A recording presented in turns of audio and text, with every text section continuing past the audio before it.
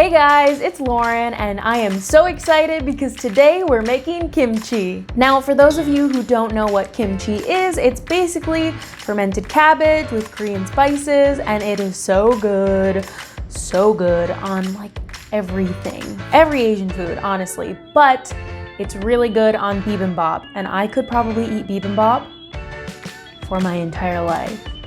And for those of you who don't know what bibimbap is, hey Google, what is bibimbap?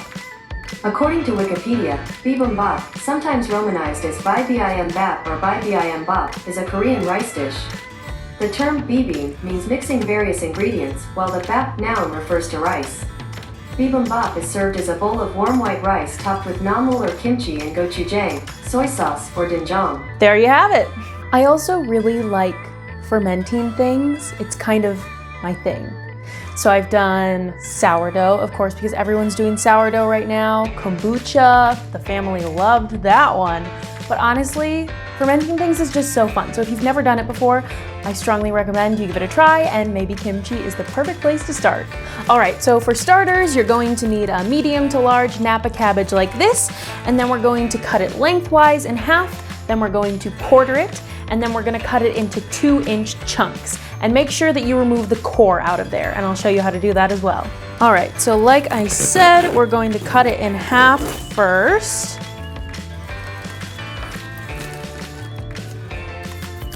Might have worked out better if I had a bigger cutting board, but anyways.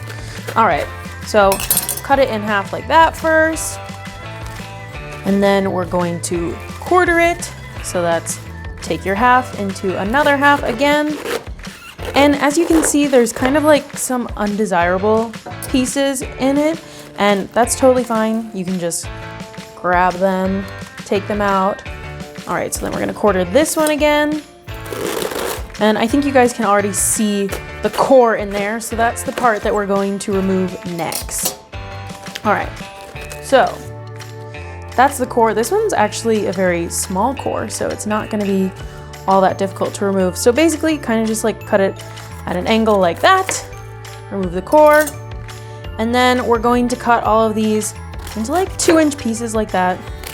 And it doesn't have to be perfect. It's all getting fermented in a jar, so don't worry too much about that.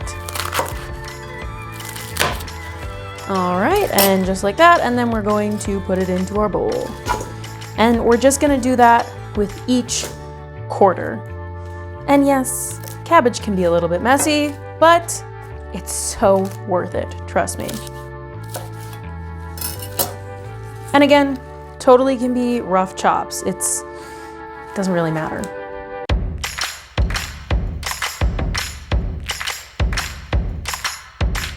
Also, I forgot to mention that you want a very large bowl because you're going to have to toss all of this cabbage with some salt and water, which is what we're doing here next. I knew that all of it in here I wouldn't be able to mix together, so I just split it into 2 bowls, and then once it wilts down a little bit and the salt draws out some of the water, then I'll put it all together in 1 bowl.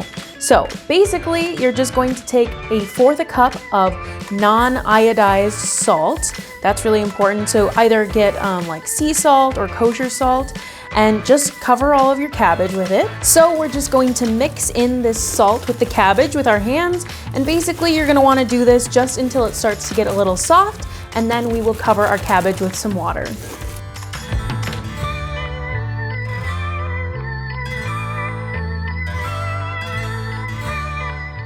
All right, so now that we've massaged that salt into the cabbage, all of it fits back in this bowl. So now you're just going to take your water, and there's no exact measurement for this. It's just basically you need enough water to cover all of your cabbage.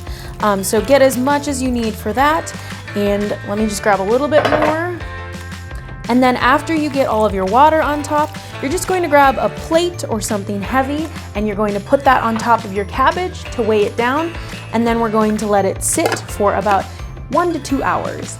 All right, so while we wait for our cabbage, we're going to mix together our spice paste. So for starters, you're going to need 2 tablespoons of fish sauce, and I strongly recommend Red Boat. It's the best fish sauce out there. Then we're going to do 1 tablespoon of Korean red chili powder, and if you like things a little bit spicier, feel free to do a little bit more. Then we're going to do 1.5 teaspoons of grated ginger, and then we're going to do 1 tablespoon or more of garlic. I love garlic and ginger, so honestly, those are just guidelines. Feel free to do more because you really can't go wrong. And then we're just going to whisk it together. And once your paste is mixed together, you can just sit it off on the side until your cabbage is ready. All right, and now that our cabbage has sat in the salt water for about 1 to 2 hours, we're going to rinse it thoroughly, about 3 times. All right, so once you've rinsed your cabbage, you can return it back to the previous bowl. And as you can see, the salt pulled out a lot of the water from the cabbage and it shrunk down quite a bit. So now we're just going to add a cup of matchstick carrots, or if you have daikon, you can add that as well. And then we're going to add about 6 to 8 scallions that are cut about 1 inch or 2. And we're just gonna pour those in there. And then we're also going to add our spicy paste. So then once all of this is in here, you're going to want to make sure that you have a pair of food-safe gloves because the spicy paste can actually make your hands burn a little bit. And then you're going to want to have your jars handy as well so that as soon as we mix it all together, we can put it into our jars. All right, once you have your gloves, go on in.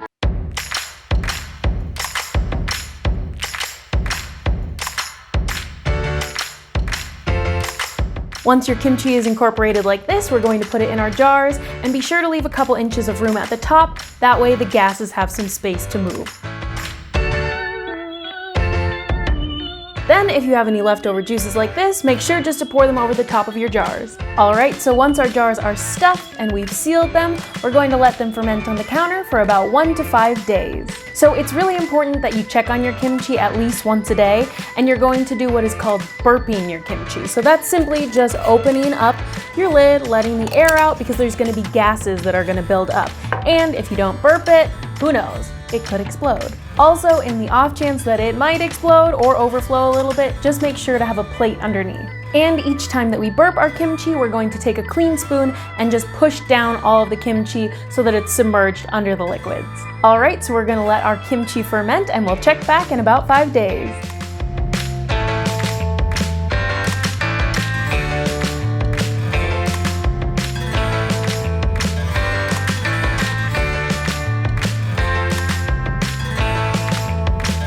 Alright guys, so it's been about 5 days, and as you can see, the kimchi doesn't look all that much different. It's a little bit darker, it's a little bit more translucent, and it's a little bit more potent, but that means that you did your job right. So like I said, I like putting my kimchi on my bibimbap bowls, but you can really put it on any rice bowl, or you can have it with some Korean barbecue. Another weird thing that I like to do, instead of putting sauerkraut on my brats, sometimes I put kimchi. I highly recommend it. Or you can just eat it by itself.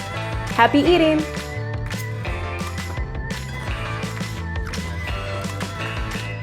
If you made what you saw here today, don't forget to take a picture and tag me at HughEatsWithYou on Instagram.